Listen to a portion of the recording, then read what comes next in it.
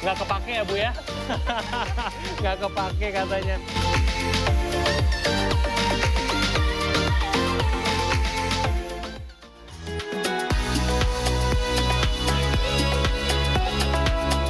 Salah satu kawasan di Kuningan, Jawa Barat, yaitu Ciawi Gebang, dikenal sebagai sentra pembuatan ketempling. Di sini ketempling diproduksi secara turun-temurun oleh masyarakat setempat. Ketempling merupakan cemilan yang memiliki rasa gurih, bertekstur ringan, kering, dan juga renyah saat dinikmati. Ya, menariknya di sini pabrik ketempling ternyata berdampingan antara satu rumah dengan rumah lainnya begitu ya untuk menghasilkan camilan khas Kuningan ini. Dan saya sudah berada di salah satunya, kita akan masuk ke dalam untuk melihat bagaimana proses panjangnya dalam segmen sehari menjadi produsen ketempling. Bahan dasar untuk membuat ketempling adalah singkong tua yang dipilih karena teksturnya lebih padat dan hasilnya nanti lebih renyah. Saya bersama salah satu pembuat sudah mengupas, memisahkan antara kulit dan daging singkong dengan cara sederhana. Tangan pun jadi kotor oleh tanah. Tapi justru disinilah terasa proses asli dan kedekatan dengan bahan alam yang digunakan. Ya, kelihatannya sih gampang ya ketika melihat ibu membuka kulit dari singkongnya. Tapi ternyata ketika dicoba lumayan menantang juga nih Bu. Selain karena saya nggak biasa, saya juga ngeri-ngeri nih pakai goloknya ya. Singkong dikumpulkan ke dalam karung-karung lalu dibawa ke tempat penggilingan. Sebelum masuk proses berikutnya, singkong ditimbang terlebih dahulu dengan harga sekitar Rp500 per kilogram. Dalam satu kali produksi bisa mencapai hingga 1 ton singkong yang digiling. Setelah ditimbang, singkong kemudian dicuci bersih untuk menghilangkan tanah dan kotoran. Proses ini penting agar hasil akhir tetap higienis dan berkualitas. Ya, proses pembersihan ini harus benar-benar clear dilakukan karena memang ini akan berpengaruh kepada adonan dari ketemplingnya. Jadi kalau misalkan tidak bersih, bisa jadi ketika nanti proses penggilingan bisa berwarna merah. Ini dia singkong yang sudah bersih. Tidak ada lagi tanah yang menempel. Warna putihnya terlihat bersih dan segar. Kalau sudah seperti ini, singkong siap masuk ke tahap berikutnya.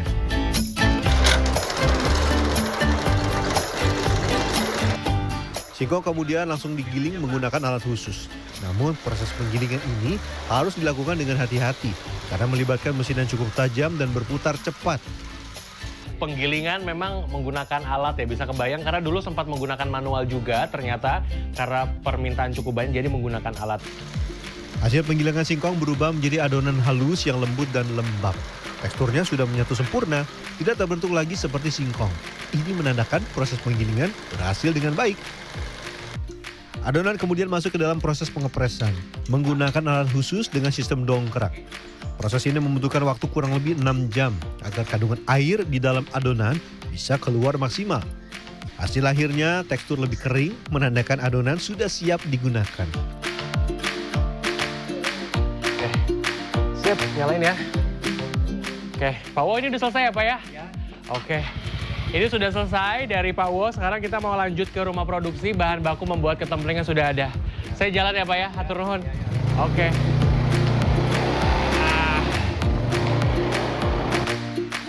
Adonan ini mencapai lebih dari 60 kg. Jumlah yang tidak ringan untuk dipindahkan.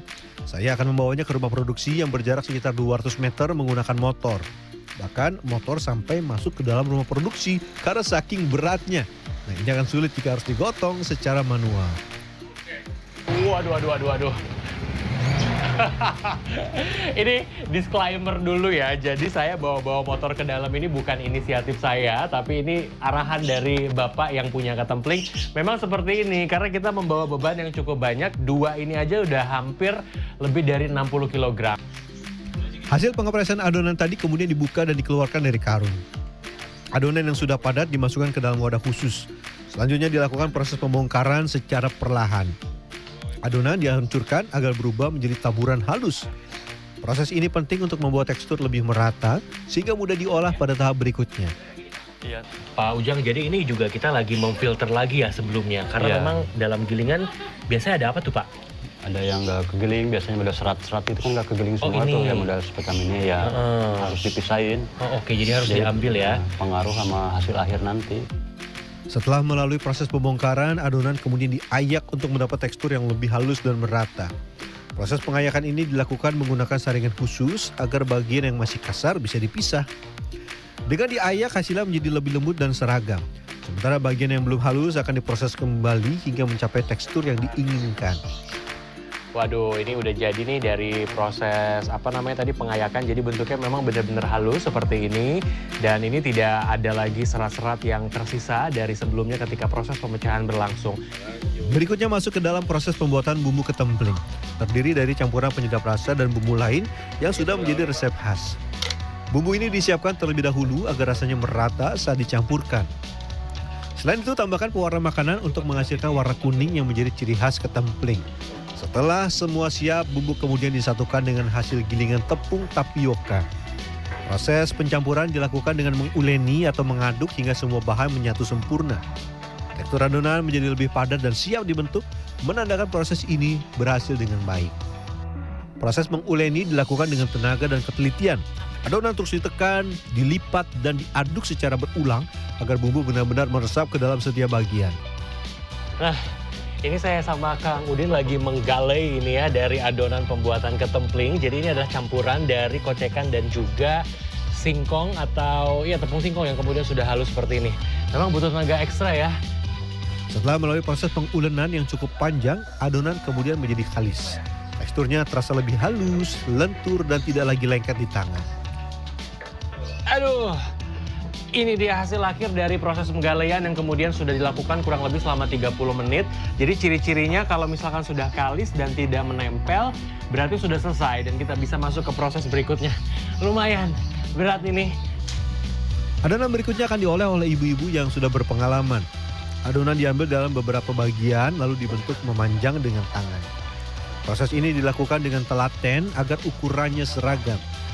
Setelah itu adonan dipotong-potong menjadi bagian kecil. Ukurannya kurang lebih seperti dadu, agar mudah saat digoreng dan hasilnya merata. Bentuk kecil ini juga menjadi ciri khas dari ketempling yang akan dihasilkan. Aduh, dari tadi saya ngeliatin proses ibu-ibu motong-motong kayaknya gampang banget gitu ya. Potongnya juga cepet-cepet gitu, tapi ketika saya coba seperti ini, aduh boro-boro cepet deh. Saya juga ini masih ragu-ragu soal ukurannya karena nggak boleh terlalu kecil, nggak boleh terlalu besar juga ya Bu Juju ya. Sebagai informasi, pabrik ketempling milik Pak Ujang saat ini dikelola oleh generasi kedua. Usaha ini sudah ada sejak tahun 90-an dan masih bertahan hingga sekarang. Ini menjadi salah satu usaha lokal yang terus dijaga kelangsungannya. Atau ada modifikasi Pak? Sebenarnya sama sih, cuma ada modifikasi sedikit lah, ada dari cara pembuatan sama cara penggorengan. Kalau zaman dulu kan satu kuali sistemnya. Kalau kita udah bikin 2 kuali terus pakai blower. Pakai blower juga nanti, mungkin biar lebih cepat juga ya Pak. Iya. Potongan kecil adonan kemudian dicetak menggunakan alat khusus. Proses ini dilakukan dengan menekan adonan agar menjadi lebih tipis dan memiliki bentuk yang rapi. Setiap potongan ditangani satu persatu dengan telaten. Hasil cetakannya berbentuk pipi dan melingkar. Ukurannya dibuat seragam agar hasil akhir terlihat rapi dan menarik. Nah, bentuk ini jadi ciri khas dari ketempling. Kalau saya lihat nih, ibu dan juga tetehnya di sini kayak main gaplek. Saya pengen ikutan tapi pada akhirnya gagal terus. Tuh, dia tidak melebar sempurna. Ini nilainya berapa Bu? Nggak kepake ya Bu ya? Nggak kepake katanya. Gimana sih sebenarnya susah banget ini?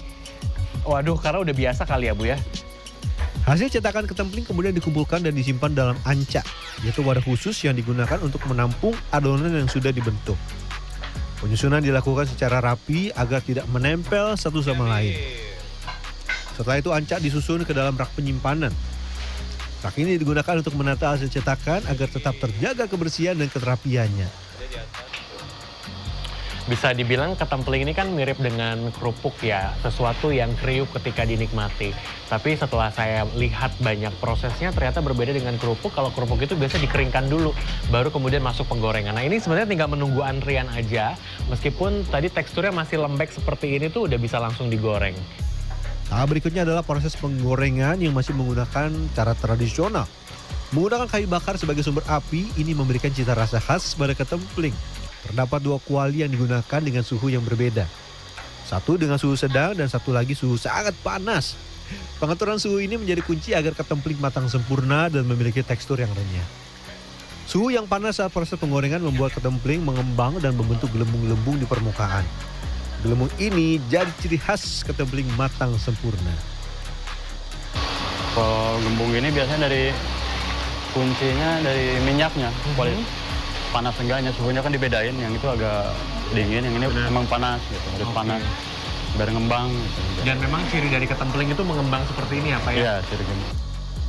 Usai digoreng, ketempling masih mengandung banyak minyak. Karena itu masuk proses penurunan minyak menggunakan alat khusus yang disebut spinner. Alat ini bekerja dengan memutar ketempling agar minyak berlebih bisa dilepaskan. Dengan proses ini ketempling menjadi lebih kering dan tidak terlalu berminyak. Hasilnya lebih renyah dan nyaman saat dikonsumsi sebelum masuk tahap pengemasan. Sistem pengemasan menggunakan metode bal.